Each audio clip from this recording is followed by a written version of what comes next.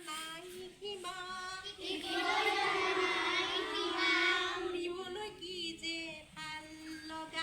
ফুৰিবলৈ কি যে ভাল লগা শিকিবলৈ জানা নাই সীমা ফুৰিবলৈ কি যে ভাল লগা উল্লাস জন জন স্বাক্ষৰ উল্লাস জন জন স্বাক্ষৰ অবিৰত এই যাত্ৰা সকলোৱে মিলি জুলি শিকো